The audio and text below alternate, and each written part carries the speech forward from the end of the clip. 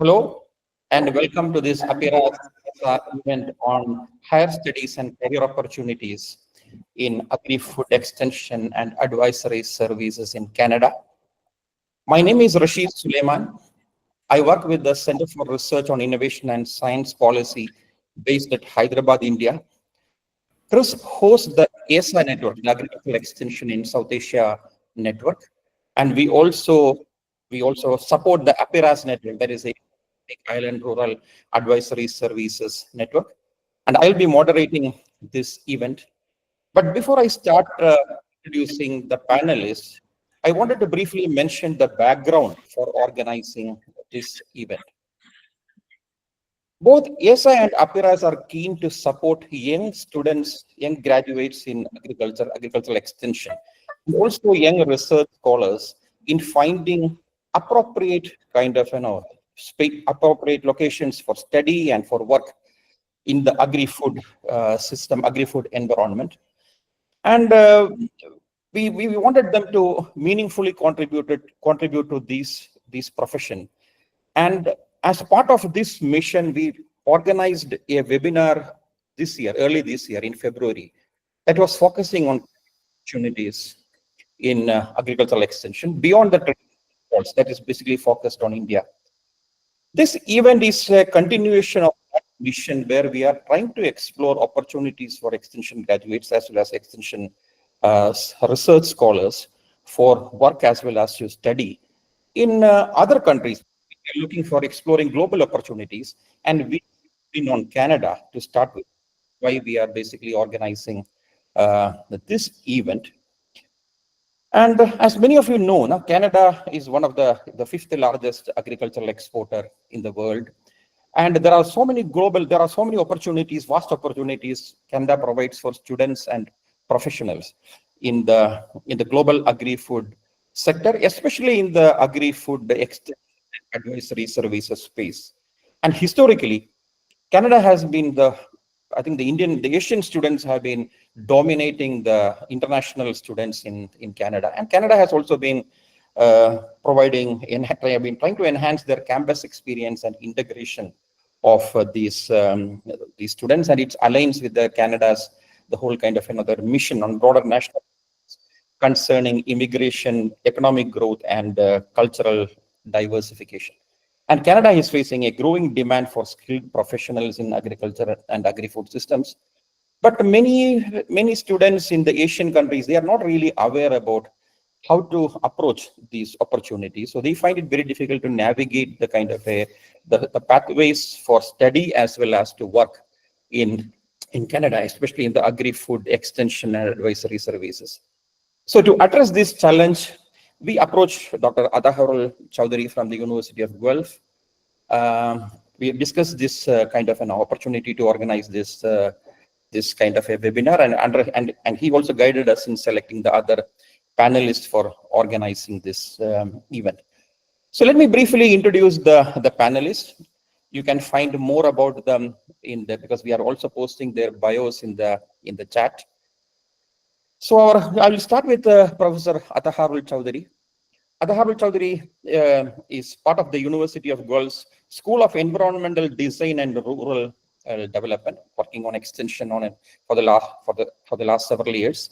And he's also the president of the Association of the International Agricultural Extension Education, and he's also one of the editors of this Journal of Agricultural Education and Extension. We have Edward QC Asafo-Agyei. He's a senior policy and program analyst with the government of Manitoba. Manitoba is one of the provinces in Canada.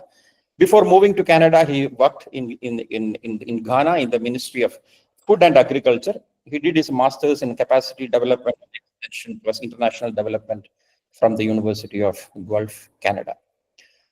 I think our third panelist is Sultana Yeasmin.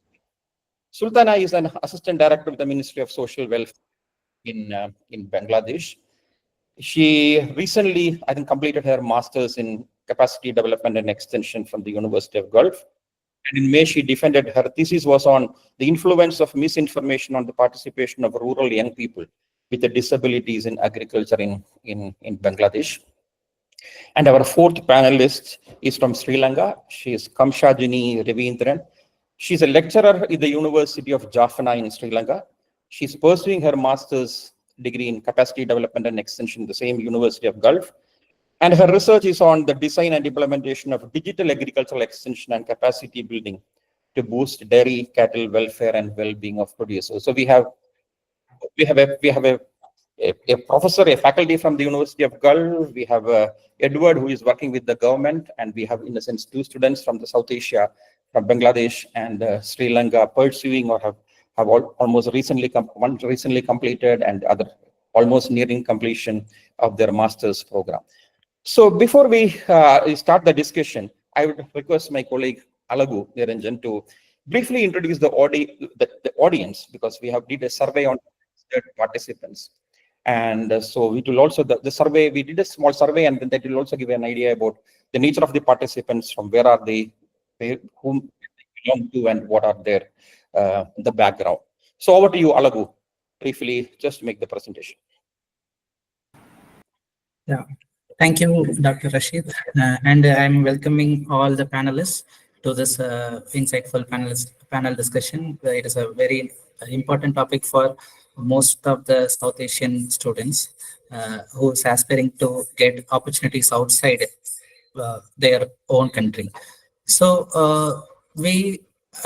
as earlier, like last time also, we have tried to understand the perspectives of our participants who register their interest. So this time also we have learned about what our audience are and what are their expectations. So this is a short presentation I will share.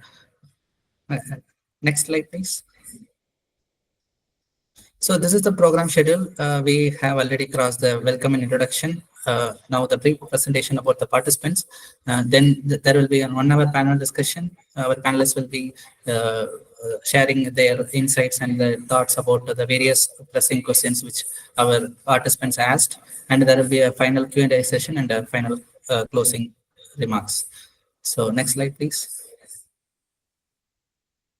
So we have got around 305 responses from when we asked our participants to register their interest.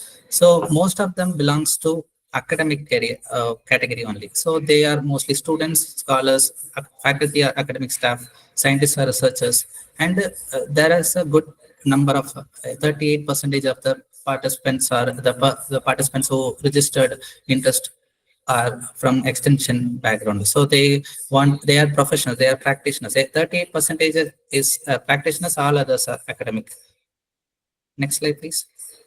So presently, 47% of them are students, 51% of the present. It is a very well balanced group. We have practitioners as well as academic, and others are like professors and scientists from the universities. So presently they are 75, as we saw earlier. Even though the practitioners are also there, they are academic practitioners. They are associated with the academic institutions, universities. So 75% of them are from academic institutions, and 14% of them are practitioners, which are associated to NGOs, Department of Agriculture and government agencies. And there are other participants also. They are from different organizations, including private and corporates. Next slide, please.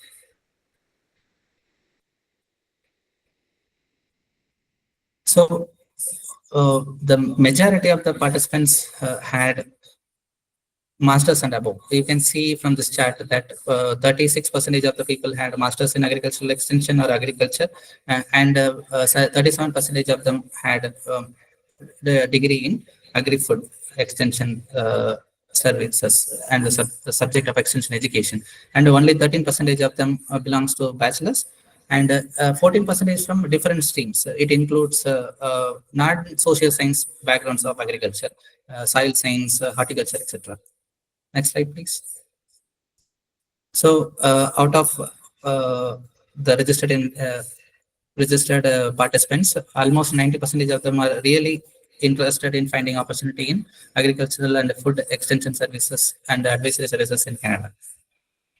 Next slide, please. These are the reasons why they are here. First, overwhelming majority is for finding an opportunity, like a job or career opportunity. Second reason is for knowing and understanding how Canadian agricultural and advisory services system works and what they can learn from that. And third major reason is to find a job opportunity, education opportunity, to do a master's, to do a PhD, or as a postdoctoral opportunities.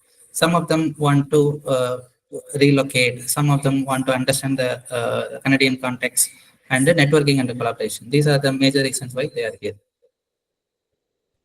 So this is a short presentation. Now I hand it over to Dr. Rasheed to proceed with the panel discussion.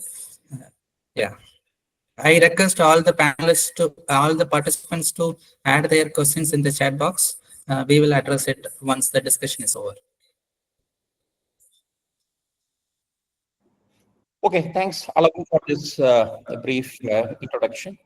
So I think let me start formally the panel discussion. And I think my first question, as I have indicated earlier, we have 4 panelists with us. Professor Ataharul Chowdhury, Edward from the government of Manitoba, which is a province in Canada. We have Sultana from the she has just completed her masters from the University of Guelph, and we have Kamshajini. She's basically working with is now pursuing her masters from the University of Guelph. So I think my first question is to Edward, because to start with, we would like to know how is the extension and advisory services organized in Canada, in a sense. How pluralistic is it? Maybe very briefly, maybe in 4 to 5 minutes, to just set the context. How is it extension looks like in Canada? Over to you.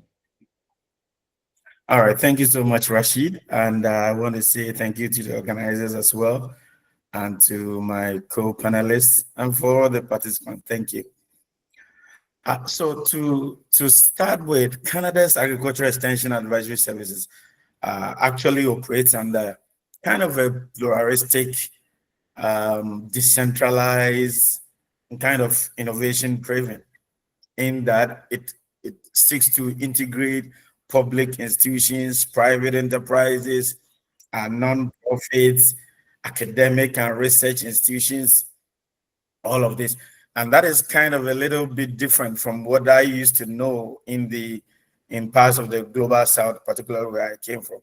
So for example, in Canada, no particular one institution or has autonomy or overriding right over extension advisory services than any other.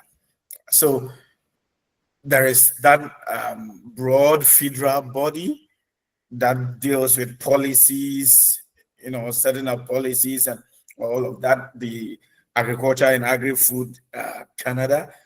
And then when you come to the provincial level, there are departments, or so to speak, ministries, or however they may term it, wherever you may be, that also actually does with their own, because they actually know the peculiar situations that pertain in every province as it is. And so they deal with a lot of the lower tier, provincial level kind of administrating and sub-policy formulation, programs implementation, and all of that. And they don't do that in isolation. Just like I mentioned, they have to forge partnership with academic and research institutions like the University of Guelph, like University of Manitoba here also. They need to forge a lot of partnership with producer organizations and cooperative bodies as well. There are a lot of them. There are some for grains. There are those for dairy. There are others for so many of these organizations as well. And then there are also private sector people, players that they are also kind of a driving force behind some of the innovations that we see, particularly in digital transformations. And so some of them are just retailers, ag retailers. Some of them are just technology firms and some are even consultants. So all of these, there are also non-governmental and civil society organizations as well. I am sure some of these may also persist in the global south as well. But this is a very structured and organized and interrelated kind of bodies that operate firmly to ensure that the targets of the federal government are achieved, those of the provincials are also achieved. And so it is very, very, very, I think that in my opinion, in the global north, Canada stands very tall as having very diversified kind of and pluralistic kind of agricultural extension services here. Okay, but then that means you have a large number of service providers or consultants or extension professionals. How are these being coordinated? How are their activities being coordinated? Is there a public sector role in coordinating these? Okay, so yes, there are large numbers of them, but I should say that there are lots more that are needed in Canada, particularly when you read that mostly you find that every 1 out of 9 roles or occupations will relate to agriculture and agri-food extension and advisory services. In that there are a lot of these, but most of them do on their own individual basis. But I say that because of the force of the provincial government, within every province that you find yourself, there are regulations that are enforced to ensure. And the Department of Agriculture, or for example in Ontario, the Ontario Ministry of Food and Agribusiness, who coordinate all of these and ensure that there is substance in what is being delivered to. They do a lot of monitoring, they do a lot of supervision, these departmental bodies, to ensure that whether you're a private sector, whether you're a consultant, or whatever, you're conforming to the needs of Canada as it is. Maybe let me move to Ataharul, because Ataharul has been working with the University of Guelph, and as many of you know, because University of Guelph is the topmost ranked university in the field of agricultural and allied sciences in Canada. Just wanted to know about what are the kind of programs you offer in the University of Guelph, especially focusing on the extension side, and maybe what are the nature of students? How many, maybe what is the share of international students who are coming to this university? Ataharul? Yeah, thank you very much, Rasheed. This is a very important question. But before I jump into that question, I just wanted to add that what Edward said, like for Canada extension, agriculture extension, mainly jurisdiction of provincial government, right? So we have 2 tier of government, federal and provincial government. So each province has, different, also similar kind of arrangement of how they run the extension. So in terms of the question that you asked me, the role of University of Guelph, to say that role, I think we need to briefly go through a little bit of historical trend of extension education here. So in Canada, we have been following a little bit of a land grant system. We never had a land grant system like US, but we are following the model in 1990s. So there are a number of universities who teach agriculture, especially in higher education, whether McGill, Manitoba, Saskatchewan, or Dalhousie in the East Coast. All of them have some kind of extension education program. But the University of Guelph had it called agriculture extension education, and then changed to rural extension in 1990s. And we used to also offer a PhD program. But because of the early 21st century's financial crisis and all of the structural change, definitely I was not in Canada at that time, and our program has shifted to what we call capacity development extension program. So it is important to note that in Canada, although it's a vast country, it's like a continent, and there is a huge agricultural production and activities going on. University of Guelph is the only university which could still retain a graduate program in agriculture extension, and which we call capacity development extension program. But as globally, the role of agriculture and the role of agriculture extension has changed. Um, like we have other program like international development, rural planning and development. They have somehow also produced graduates who also work in extension or agriculture extension. Yeah, and in terms of Canadian and international student, in the past it was predominantly Canadian student.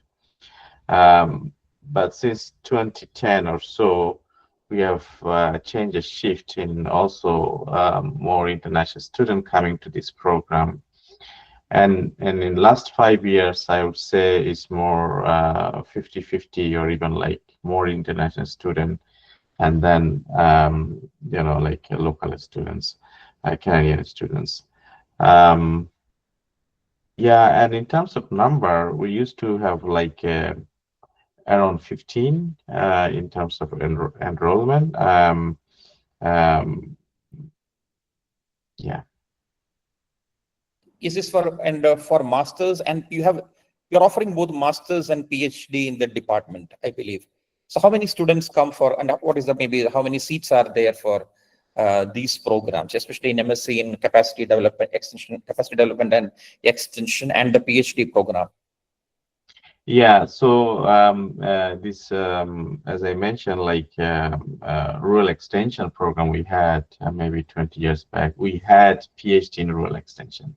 Okay. But we don't have any PhD at this point, but we have what we call rural studies PhD. So rural studies PhD is our capacity development extension program is a participating program, right? So it is a collaborative program between 3 different disciplines in our school, which is the School of Environmental Design and Rural Development. So other program we call rural planning and development, landscape architecture. So it's a fairly very interdisciplinary kind of or transdisciplinary kind of PhD program. But capacity development extension, or which we focus on agriculture extension and extension education, we offer MSc degree. Until last year, we had 2 different streams. One is thesis based, so students complete coursework, about 6 coursework, and then a thesis, and then we had a major paper. So students used to complete 8 course and then a major paper. So major paper, maybe there is a less involvement of empirical data, so students can write for literature review or secondary data.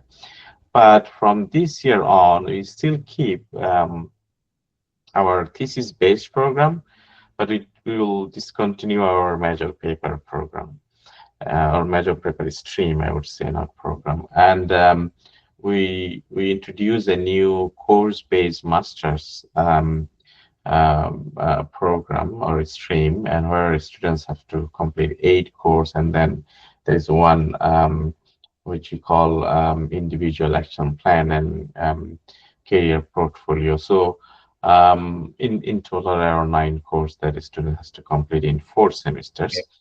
But this is more targeted towards developing skill or competencies for finding a place in job market. So okay. It's more about how to connect with employer, how to develop, or how to reflect on skills which is needed in the job market. Okay. Yeah, so that's we have right now. Oh, okay, good. I'm seeing a few set of questions related to scholarships, but I'm just parking it because we will come back in the next round. I think my next question is to is to Sultana. I think Sultana, you have maybe you have after you have been working in Bangladesh and you moved to Canada for pursuing this study. Maybe can you give us a slightly how you decided to move to Canada to pursue this this program? Maybe a brief history, your personal journey. How do you reach there? Over to you. Yeah. Hello everyone, I'm Sultana. Thank you everyone for joining here. So my experience and my journey was a little bit different because I was a graduate of agriculture. My first degree, like BSc, was in agriculture, and I did my master's in biotechnology and genetic engineering from Bangladesh Agricultural University. But I have been working for the Ministry of Social Welfare and in different settings, from rural community, like extremely rural and remote, to district level, and like Dhaka city, in hospital settings, probation and training centers. However, my work was like, finally, when I came here, before that, my posting was in a training center where I was responsible for organizing, designing training courses for persons with disabilities. Most of the training was like poultry farming, mushroom cultivation, like computer, like those. So when I tried to find out some courses related to my academic, like academics and my job career, so I found capacity development and extension. It's like, as our professor Ataharul Chowdhury mentioned, that it is now more focused and interdisciplinary. So I found there are some courses that is really related to my work and my study. For example, there are a course like community engagement and public participation.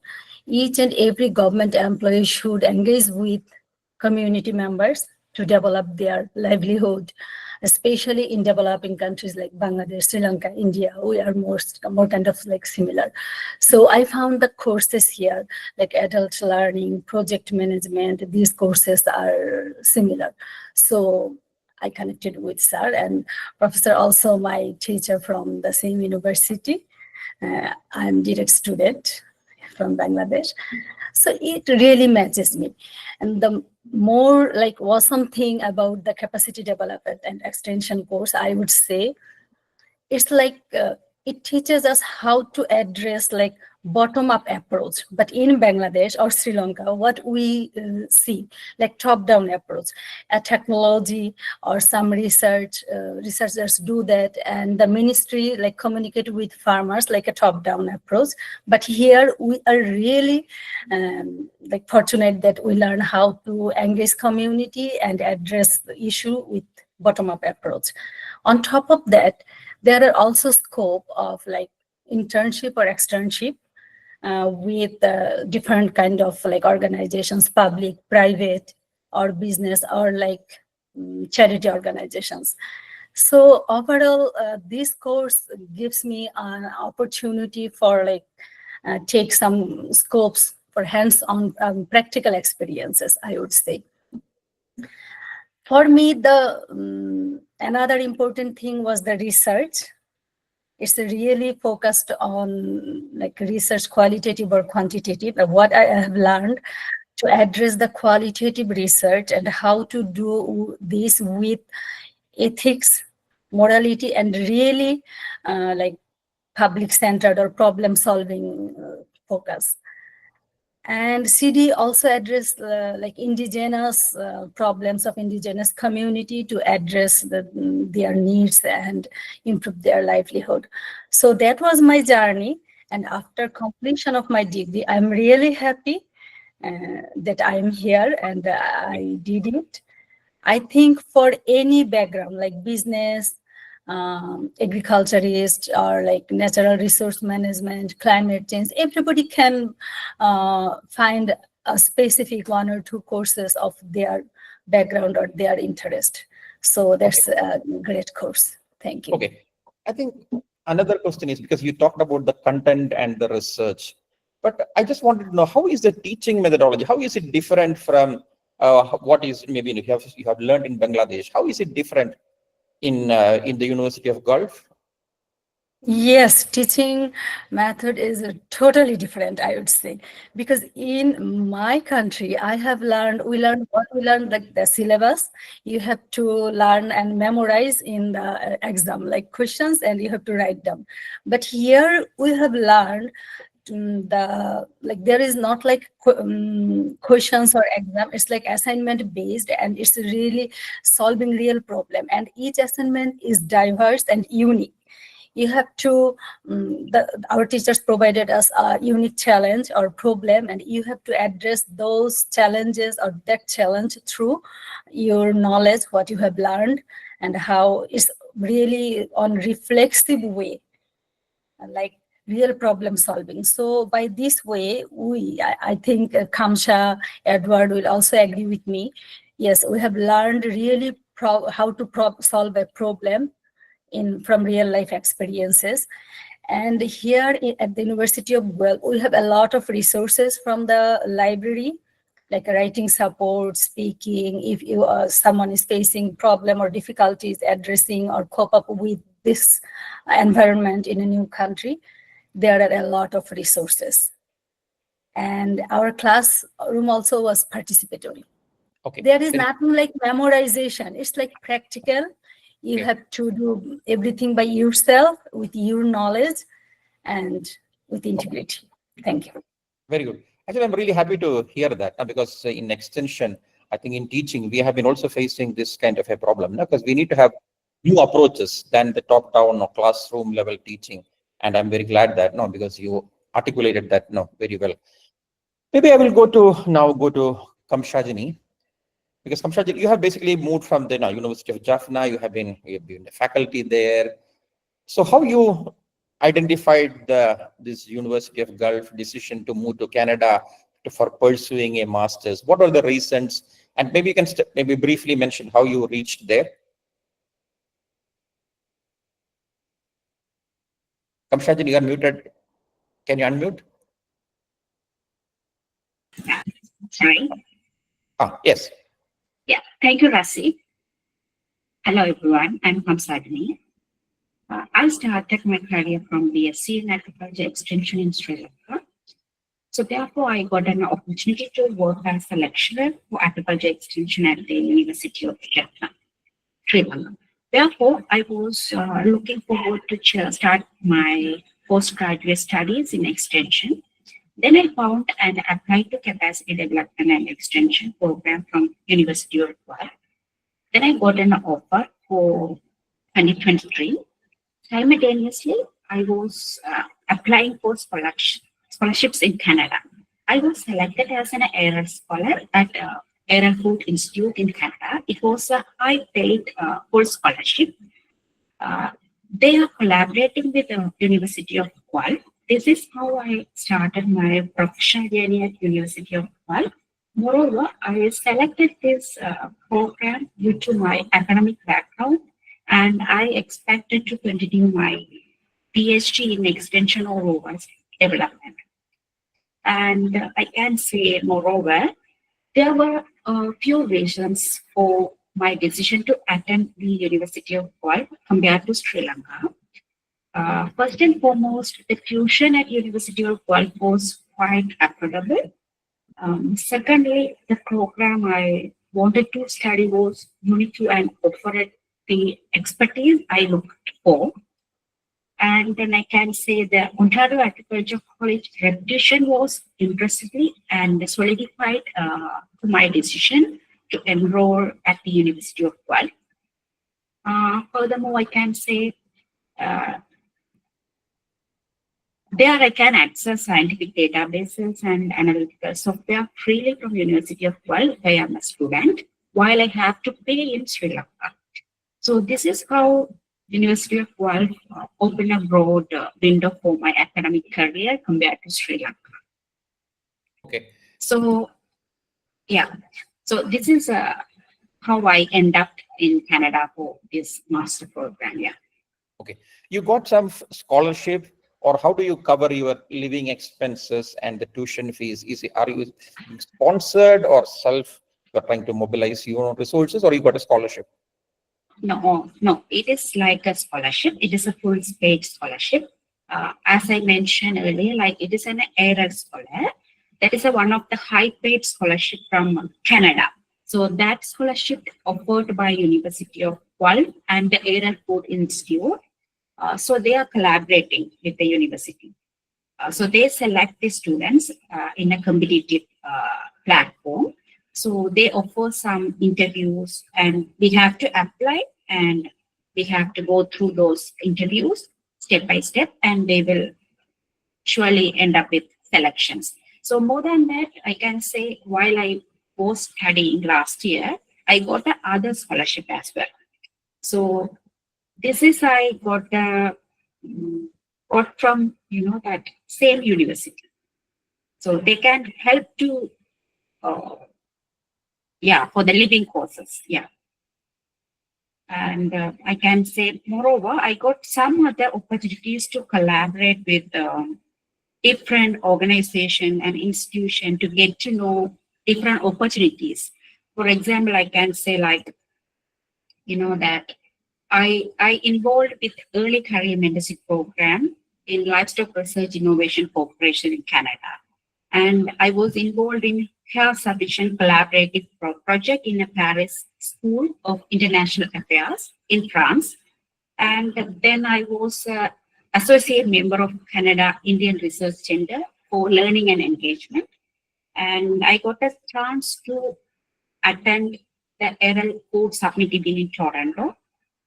Moreover, I can say like I was an ambassador for Royal Winter Fair and I was an assistant in a learning need assessment workshop in a Valley project, UConn, Montreal University, Canada. So these are the different opportunities I got while I was studying in master program.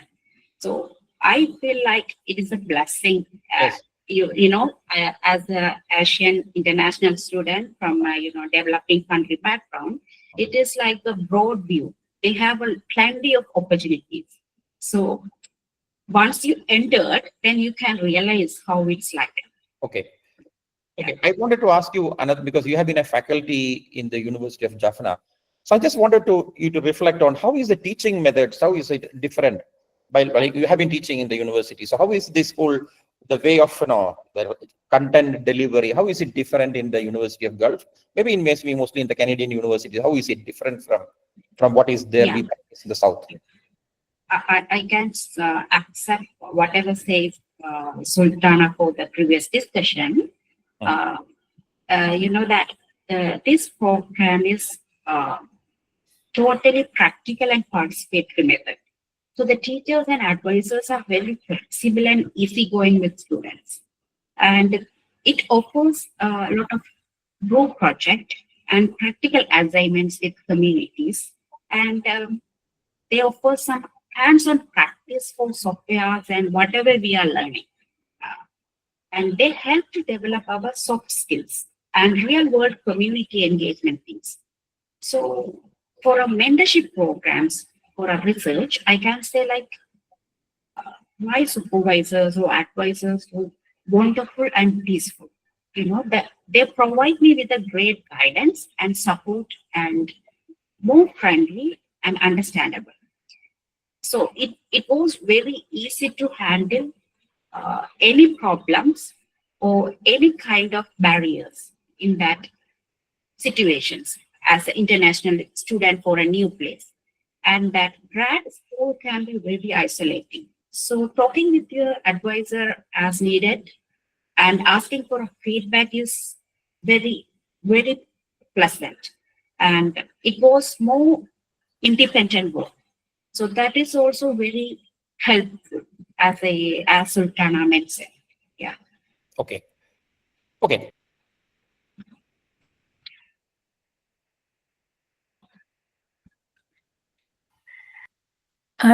Rasheed, you are muted. You have to unmute. Yeah. Sorry. The question to Ataharul, because our participants are interested to know what is the eligibility, what is the requirement for getting admission at the master's or maybe even at the PhD level in the rural studies. What is there a language requirement? What is maybe the the professional degree requirement, prior knowledge requirement? What are the kind of those kind of a criteria, Ataharul?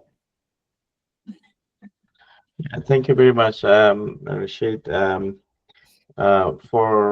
Let me talk about like our program, like capacity development extension program. So for admission, so there are different way we consider students. One is like their academic achievement, their experience, right, where they're in the career, like someone which is who is a freshman, right, like maybe graduating from undergrad or graduate program from South Asia or any other African countries. We definitely looked at also their volunteer and leadership experience in the CV.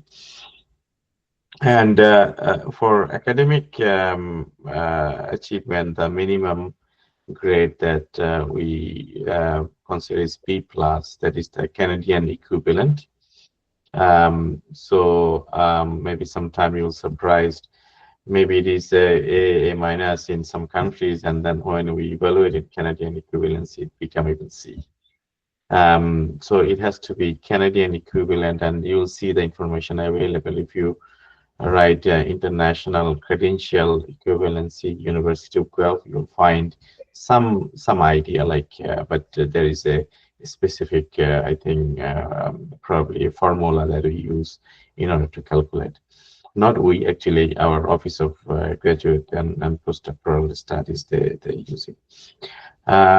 In terms of, but sometimes some students don't have, maybe not, they don't meet the minimum criteria for B+, right? But they're still interested, but then maybe they have gathered a number of years of experience, maybe 5 to 10 years working in extension agencies or any other, maybe working in universities or not. And based on that, we also consider, but few, I mean, we don't want to make it like a regular admission process. Maybe 10%, right? Student, we can somehow, we call alternative admission process, but that's not our regular. Our regular is B+. And then for definitely language, we consider IELTS or TOEFL, some international language testing score is also important to consider. For PhD, and which is again, is not extension, agriculture extension, the PhD program we call PhD in Rural Studies. There is similar kind of requirement, academic requirement, and we definitely look at the funding opportunity, like typically for PhD, especially for international student, it has to be somehow a funded PhD program, and this funding can come from a scholarship or fellowship in Canada or outside Canada, but also many students, actually, most of the students join a PhD program on the what we call graduate research assistantship. So they work in funded project with their supervisor who want to accept students. So finding a supervisor is definitely the first step, right? And then working towards the funding opportunity for PhD is another step. These are two key steps, and then definitely the qualification. There is a committee. We looked at all the materials, CV, especially for PhD, and then we also looked at recommendation letter, right? Especially both in our graduate program, MSc program, as well as rural studies. So you take it seriously about like, it's not about like only checkbox, but also what they're saying in terms of student, competencies and potential to succeed in the program. But Ataharul, you also have a diploma program also, PG diploma in extension capacity development, or you don't have? Yeah, we don't have. We had we call it certificate program in communication process, but it is discontinued. but there is a discussion probably in the future.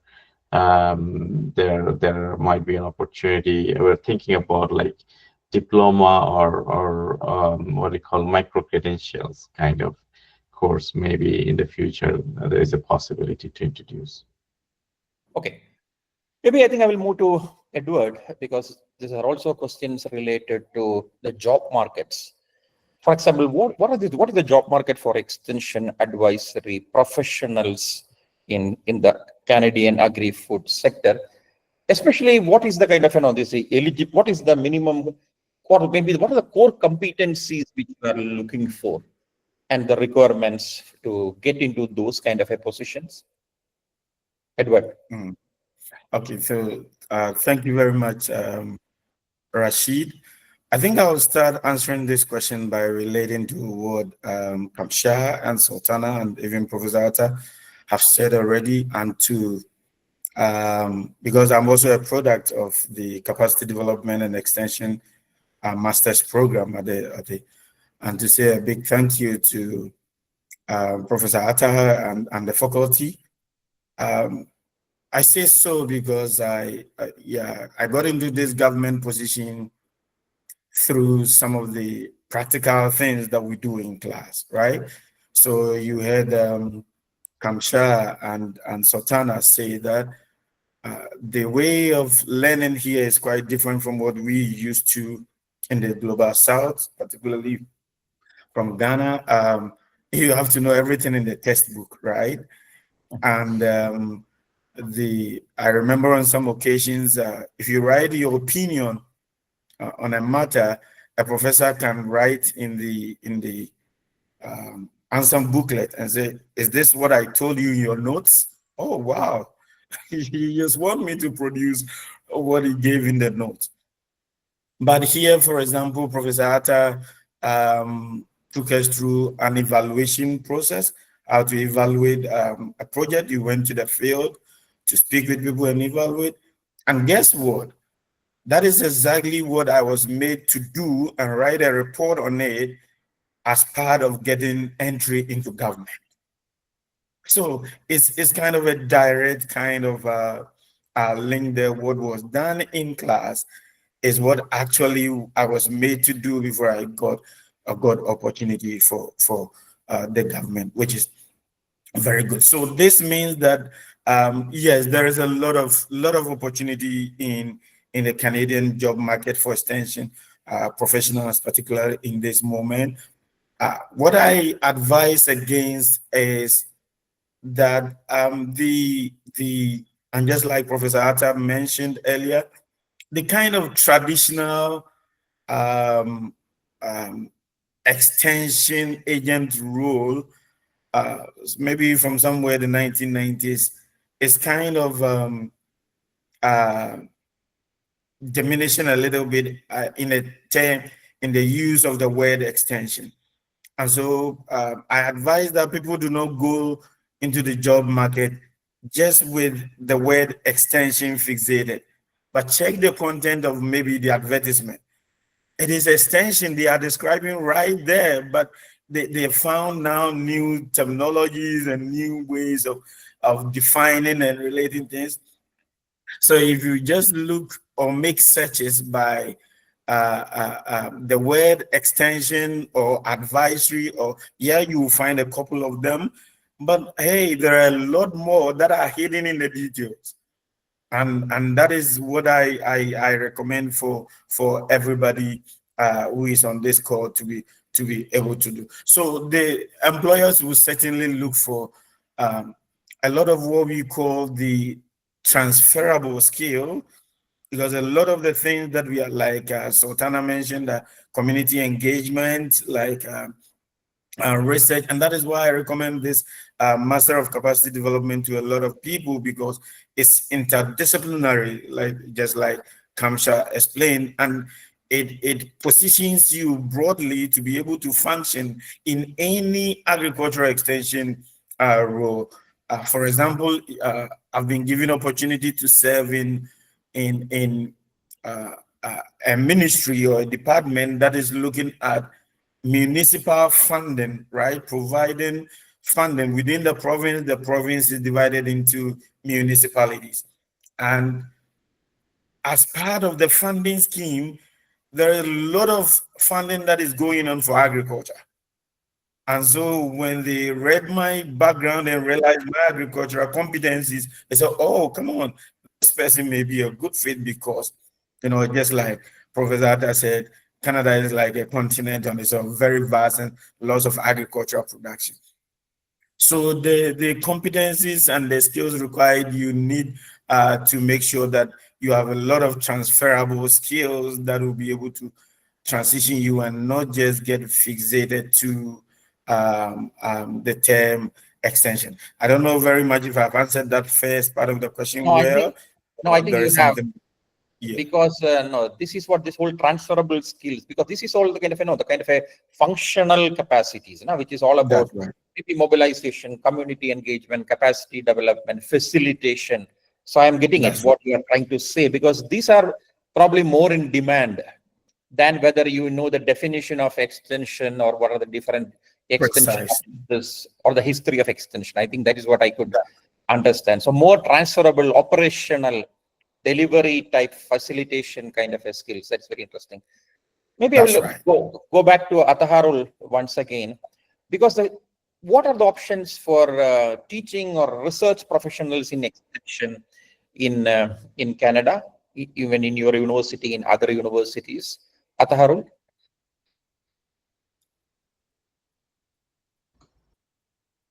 Yeah, in terms of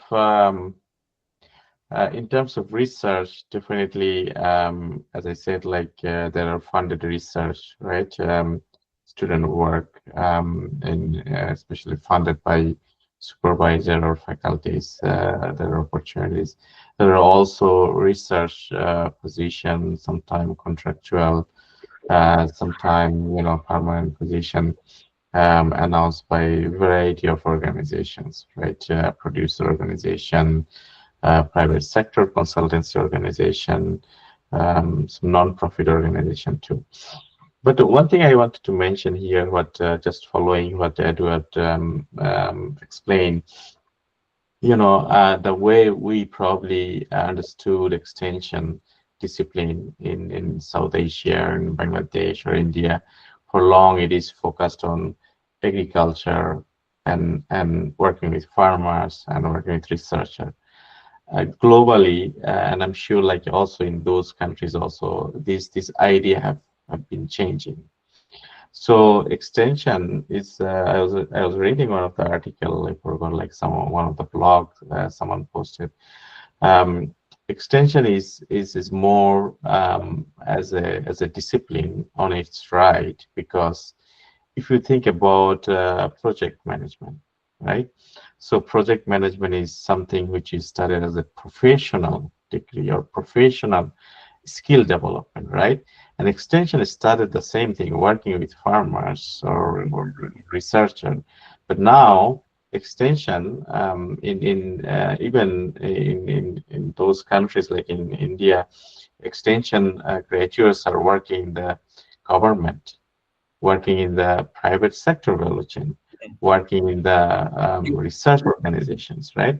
So that means what I wanted to say here, that the degree that they are getting, it is a degree that can be applied in any kind of domain of work, right? So a CD program actually fully focus on that. So the way we train our students is not about working for the agricultural organizations.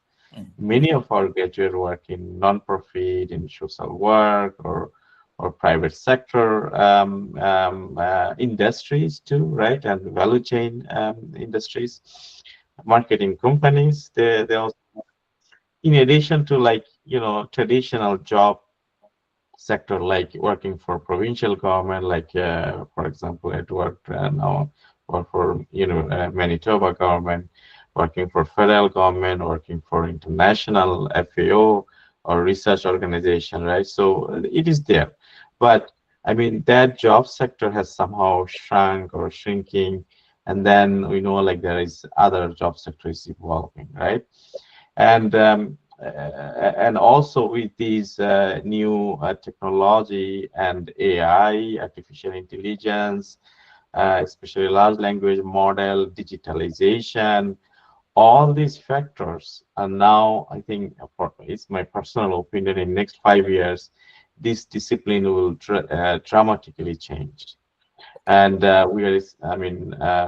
we introduce in our program what we call digital development, inclusive innovation, information disorder. So where we include about like, AI for development, artificial intelligence for development, Okay. trusted advice, misinformation. So once you know this idea, this topic is also important in health sector, right? Okay. You can really work in that sector too. You're muted. So you revise your curricula very often, the programs you offer, so that now you deal with new topics in the university, how you deal with that? Yeah, so one thing, I was also a faculty in Bangladesh Agriculture University, so I can reflect on how Yes. we have been working and now how I have to work. Yes, your answer to your question, we often revise. At least every 5 years, we reflect on, a massive major development. But for effective teaching, for our own course, like we teach, like I'm in charge of my own course, right? Every year when I start my teaching session, like I used to teach in fall and winter, I try to reflect as much as possible what is the current, what is going on, right?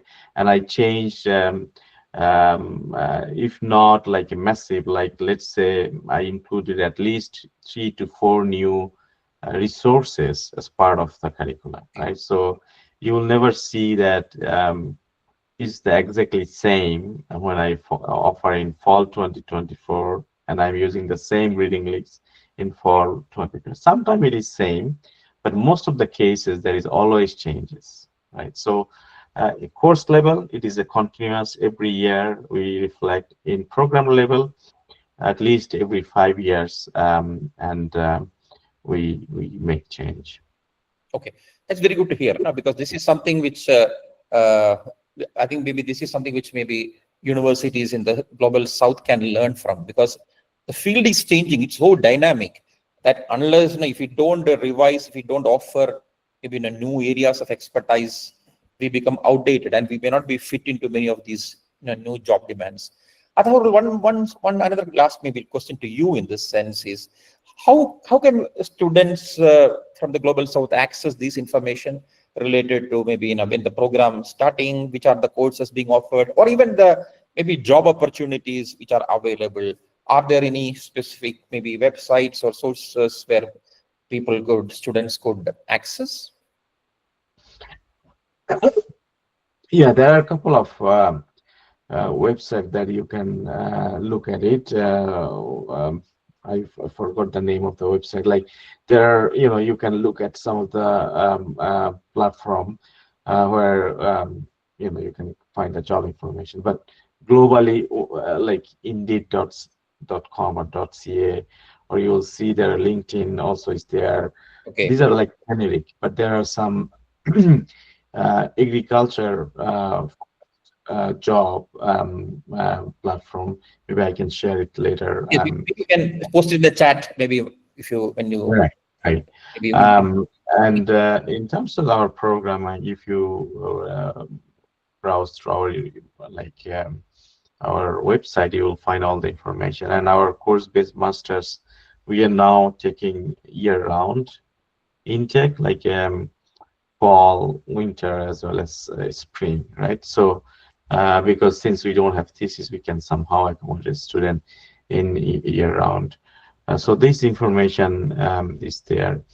But I think since Edward and all of 3 of our student or alumni is here, I think I need to be, be transparent and honest about like the opportunity.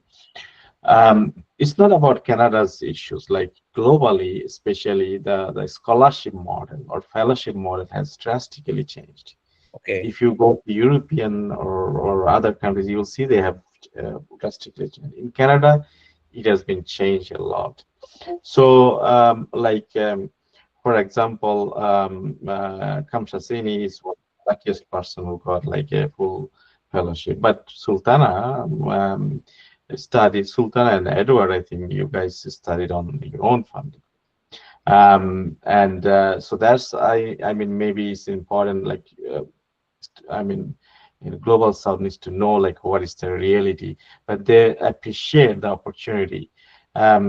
So I mean, it doesn't mean that we don't have a scholarship opportunity or funding opportunity, but we can't at this point, we don't have many opportunities to provide you a guaranteed funding so that you come here like the way Kamsha came here.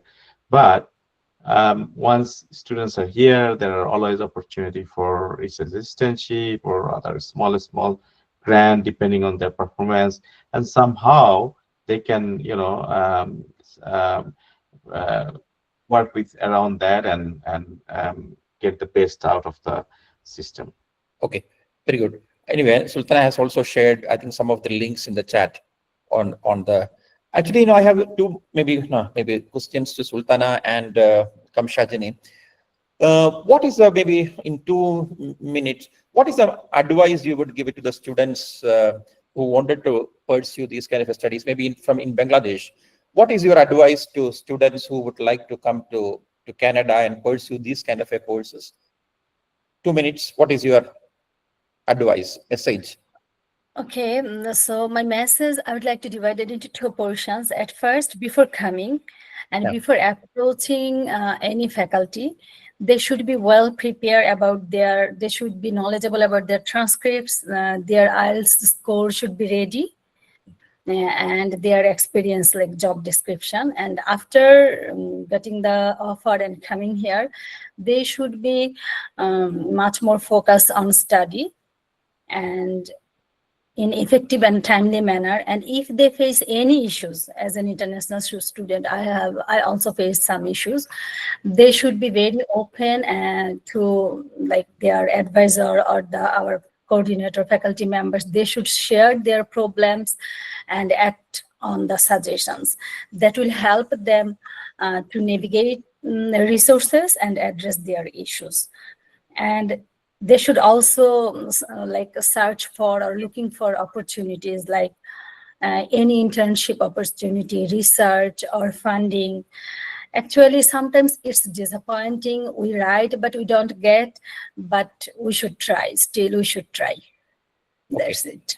Okay, thank you.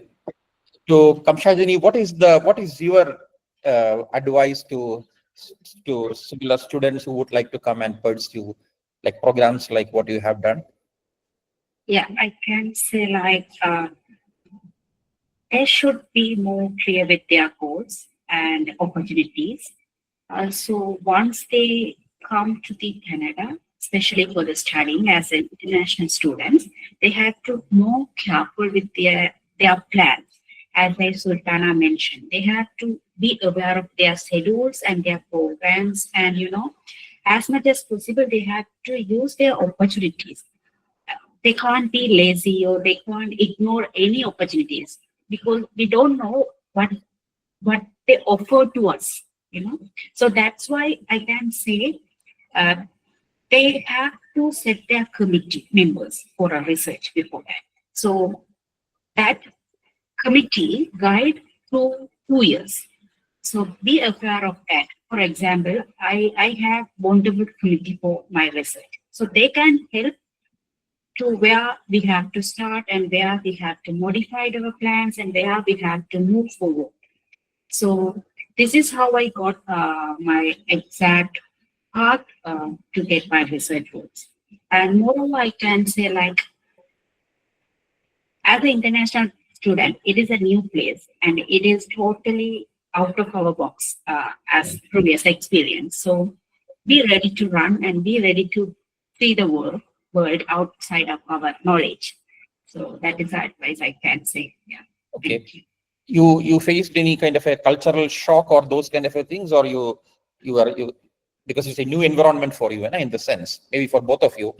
Yeah, I can say both of things, in the cultural way and what are the traditions and whatever things, and it is a totally different. So I suffered a lot, but then I adapted, learn how to manage myself and how to involve with different places and how to get opportunities. So the thing I can say, it is environmentally, it is not familiar as previous experience. So be ready to maintain all those risks. Yeah.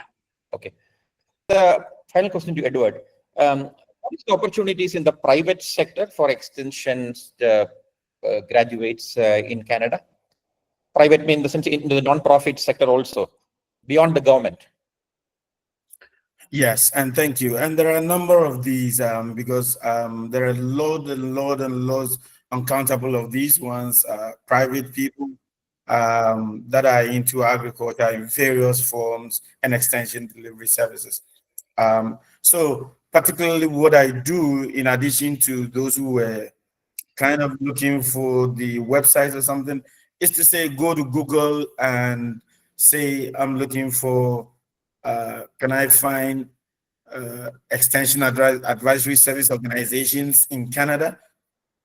And you scroll through and you get lots of, there are millions of them, I tell you, so many. Because people have been asking, I could see, some of the questions related to the kind of a scholarship.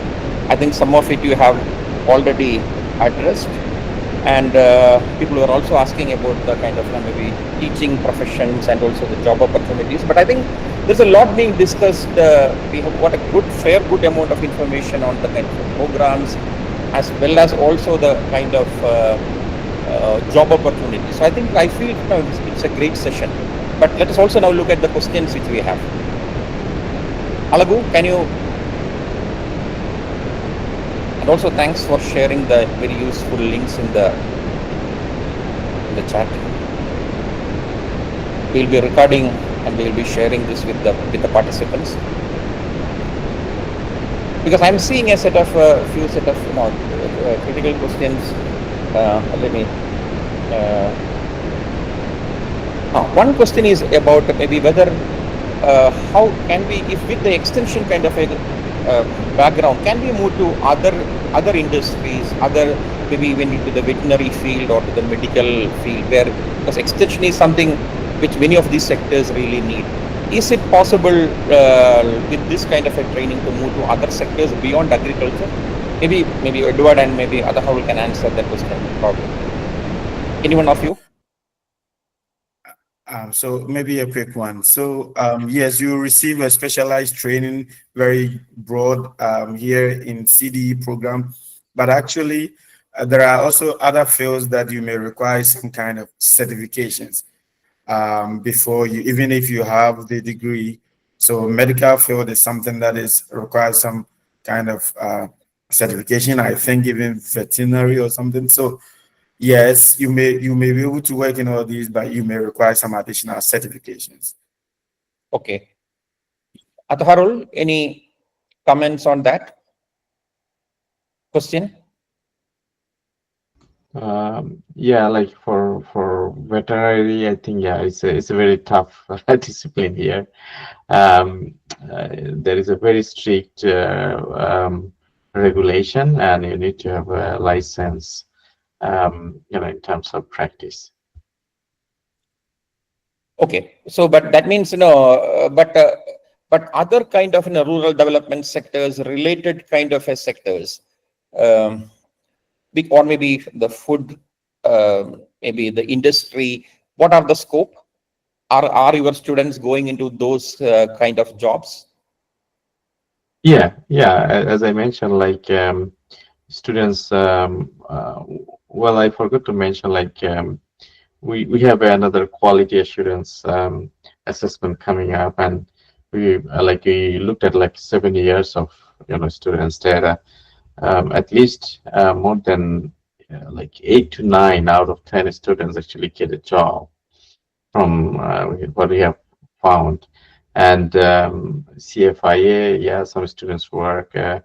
get the job there. AFC, Agriculture and Agri-Food Canada is another, like government jobs that they get the job there.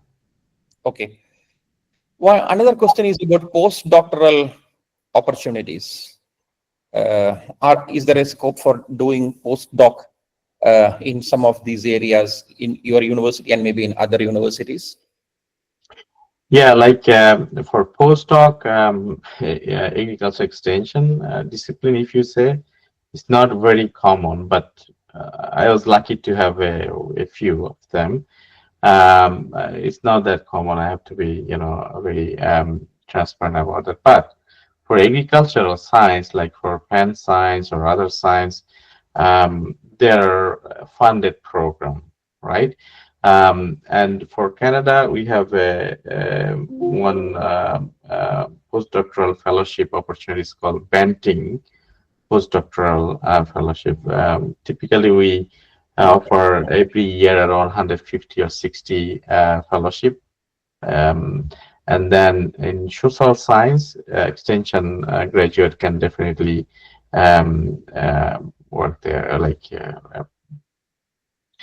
somehow find an opportunity there. And then for, like there are always, you look for jobs actually circulated by a specific faculty or program. There are always a funded position within a specific project. That's probably majority postdoc I can see. Another question is related to this, like internship. Is internship with, if somebody is taking internship, you have internship certificates from the south. So will they have an advantage there, because you will consider beyond the degree maybe some kind of a work experience? Is it you prefer those kind of students for the program or fresh graduates who directly come? Is there a difference in the kind of your preference in selection for your program and maybe other programs also? Yeah, as I said, like any experience, definitely taken positively, right? Internship is one, but in our program, like our course-based master's program, now we introduce a internship course. So we try to place student in a specific job, and students can also find their own, but the only thing is not like always fully funded job placement. Sometimes there is non-paid internship that a student we have to go that way. So that helps. Some students actually, we found like some students get the job through that internship program that we actually introduced, that a new course within our course-based master's program. Okay. I'm looking for other questions which people have asked. I think one question is related to is there any age bar for getting into these kind of programs, like maximum age, or maybe what is the, for example, somebody is already maybe working in India or maybe in the South, but to come for this kind of a course, is there any kind of an age bar? No, the age is not a limiting factor as long as we see the motivation, because you have to write a motivation, you have to submit your CV, your reference letter is there, your academic credential is there. So all these actually we look at a holistic package rather than looking at your career stage. Okay. Do you have any exchange programs with the South? Like students come there and do to come to Canada, or maybe Canadian students come and do maybe the field work in other universities in the South, something of that sort? Yeah, we have some program that is not integrated within our program, but in Canada we have some funding support from Global Affairs Canada. The students can have an exchange. I think each year they change it. Now there are with Chinese government, there are also Latin American and Caribbean has always been there. So like for a semester or so, students can, and there is also It's called for Indian national. There is a in the institute which actually support a lot for. They have been supporting a lot from students from India, but now I think their funding a little bit decline. And we also have a circle which we call Canadian Indian scholarship for community engaged learning. So that's also, there are participation of our student in that circle. That's part of our University of Guelph. Okay. Maybe the last, maybe the question, maybe Ataharul, you are organizing this, this international conference in Canada this year. You wanted to say something about it? A good opportunity to advertise your conference. What is it? Which are the dates? Right. Now, thank you very much. I think I was just listening to you when you started off your webinar. That AESA and APIRAS, you guys organize this as a way of giving or give back or helping the profession, right? Yes. So this conference, actually, the conference that we are organizing, Canadian Agri-Food and Rural Advisory Extension Education Conference in October. So as I mentioned, in my talk, like we had a golden age of extension, public sector extension in 90s, and then somehow it has changed. Now it's pluralistic extension.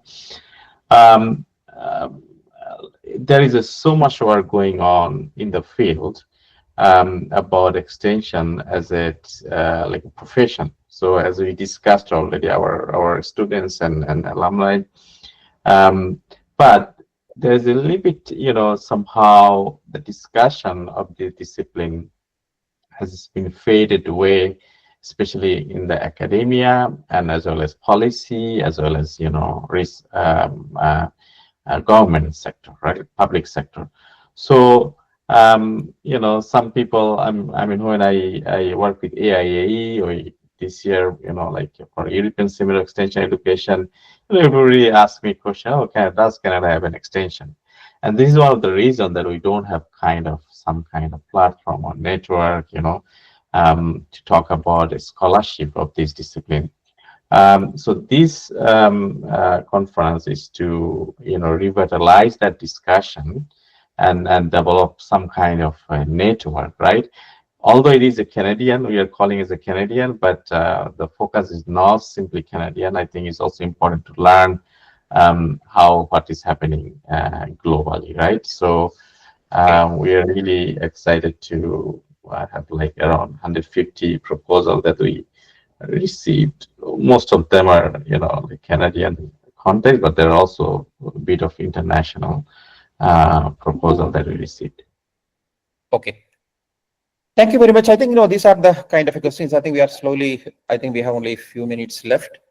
Maybe Alagu, would you like to make a kind of a quick synthesis and the final words so that we can close it on time? Hi, again, good evening.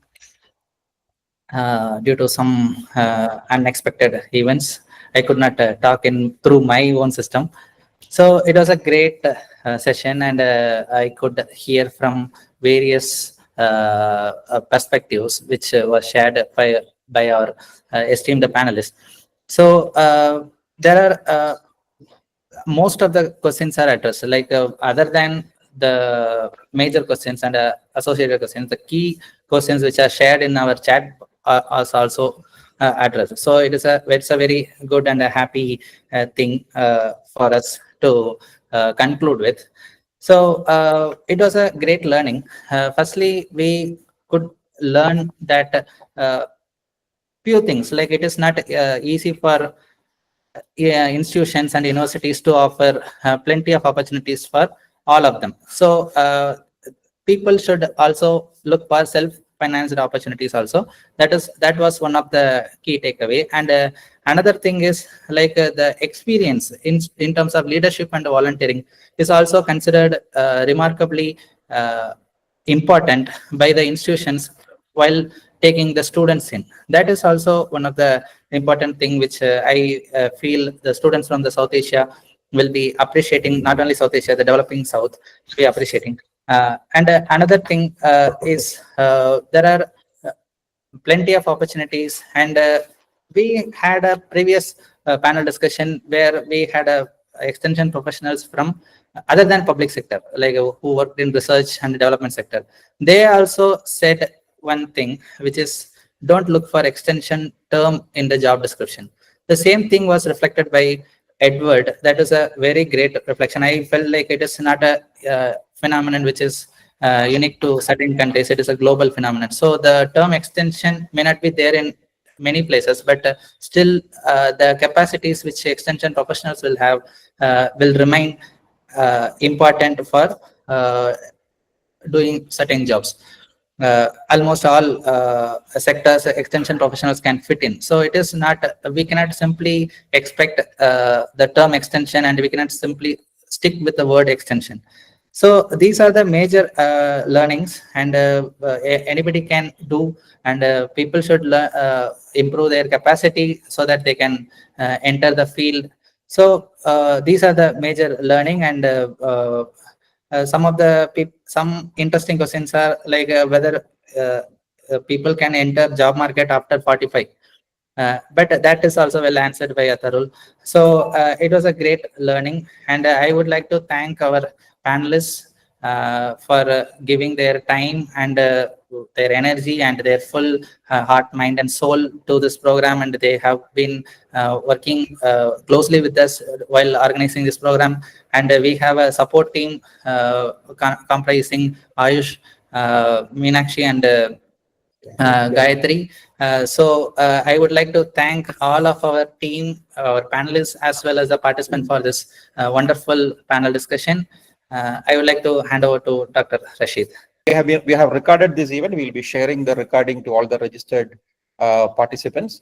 And apologies for some technical irritations that have come through, which we couldn't handle at that time. But otherwise, I'm very happy with the whole discussion, with the questions, and all the perspectives which you have shared. I think as a student, as a part of the government, as part of the faculty, and I thank all the panelists once again, and also I thank all the participants. And thank you very much. Bye.